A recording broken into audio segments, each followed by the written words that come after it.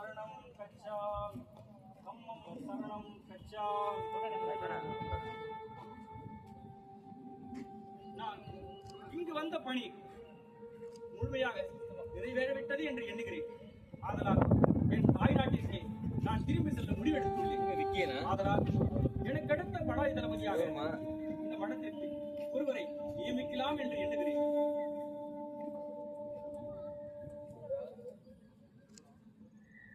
இந்த மடத்திற்கு எனக்கு அடுத்த மடாதி தளபதியாக நான் குயிக்கேவை நியமிக்கிறேன். குருவே, குருவே, தங்களின் முன்னிலையில் எனக்கு பேச அனுமதி வேண்டும். நீ என்ன கூற வருகிறாய் என்பது எனக்கு தெரிகிறது. மற்றவர்கள் புரியும்படி நீயே உன் வாயால் தாராளமாக கூறலாம். குருவே, என்னை இந்த மடத்தின் தலைவராக அறிவித்திருக்கிறீர்கள். அதற்கு தகுதியானவராக நான் இருக்கிறேனா?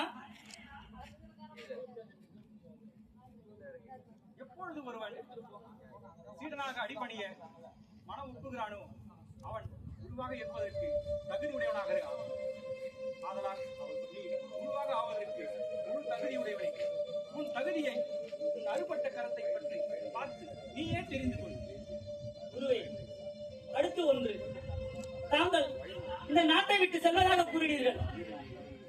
குருவே, தாங்கள் நாட்டை விட்டு எங்களை விட்டும் இந்த மடத்தை விட்டும் செல்லக்கூடாது. அப்படி தாங்கள் சென்று விட்டால் இந்த நாடு சூரியனற்ற பூமியாகிவிடும். பள்ளியில் கற்பிக்கும் ஆசிரியர் பாடம் முடிந்த பிறகு வீட்டிற்கு செல்வதுதானே முறை? உண்மைதான். கதிரவனின் ஒளியை யாராலும் கட்டுப்படுத்த முடியாது. நீரோடை செல்லும் பாதையை யாராலும் வகுக்க முடியாது. ஆனால் நீரோடை செல்லும் இடமெல்லாம் செல்வம் கொழிக்கும். மாறாக அதை தடுக்க நினைத்தால் அந்த நாடே வெள்ளக்காடாக போகும். குருவே, தங்களின் சித்தப்படியே நடக்கட்டும். எதையும் பழகிக் கொள்வதுதானே மனித இயல்பு. சரி, நாம் இந்த காட்டை சுற்றி ஒரு வளம் வரலாமா? தாராளமாக வாருங்கள் குருவே. புத்தம் சரணம் கச்சாமி, சங்கம் சரணம் கச்சாமி, புத்தம் சரணம் கச்சாமி, சங்கம். என்ன இந்த குயிக்கே அடுத்த மடாதிபதியா?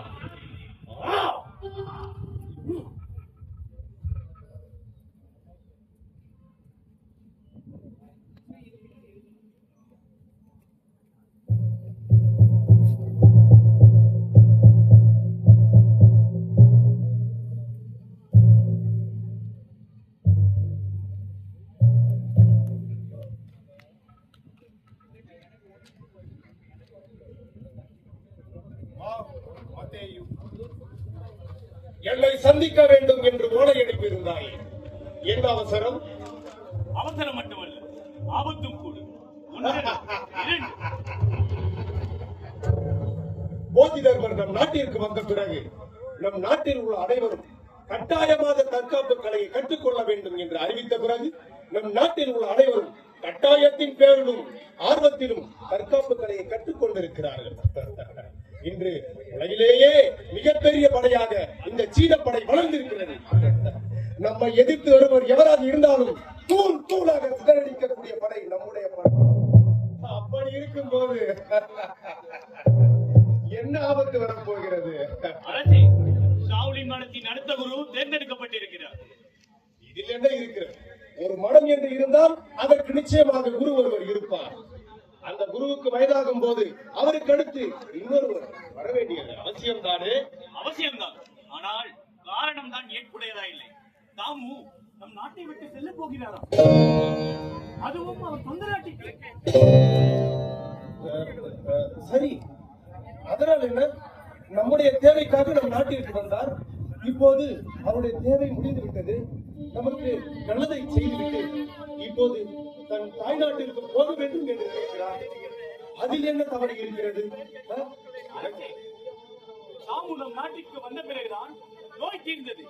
பகைவர்கள் நஞ்சு பதுகினர்.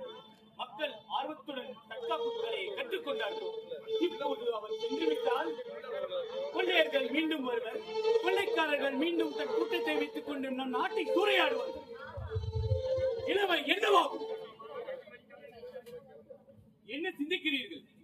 நான் கூறுவதை கேளுங்கள். தாமு புத்தரின் மறுபிறவி. அவர் நம் நாட்டை விட்டு செல்லக்கூடாது. நம் நாட்டிலேதான் இருக்க வேண்டும். ஆனால் அவர் ஒரு முடிவெடுத்து விட்டால் அதை யாராலும் மாற்ற முடியாது. ஏன் தங்களால் கூட மாற்ற முடியாது. நீ சொல்வது சரிதான் மத்தேயு. நான் ஒருமுறை தாமுவிடம் பேசி பார்க்கட்டுமா? தங்களை போன்ற ஒரு சுயநலவாதி இந்த நாட்டில் இல்லை அரசு. மத்தேயு, அப்படித்தான் அனைவரும் கூறுவார்கள். நம் மக்கள் என்ன நினைப்பார்கள்? நம் நாட்டிற்காக வேறு நாட்டு அரசில் இருந்து வந்த அவர் நம் நாட்டிற்காக இத்தனை ஆண்டுகள் பயணம் செய்தார். இப்போது அவர் செல்ல நினைக்கும் போது அனுப்பி வைப்பதுதானே முறை என்று சான்றோர்களும் கூறுவார்கள். அதைத்தான் நான் யோசித்து நன்றாக ஒரு முடிவெடுத்துள்ளேன்.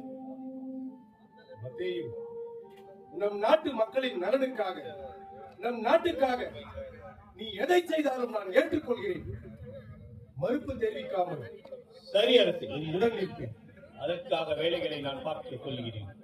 செய்.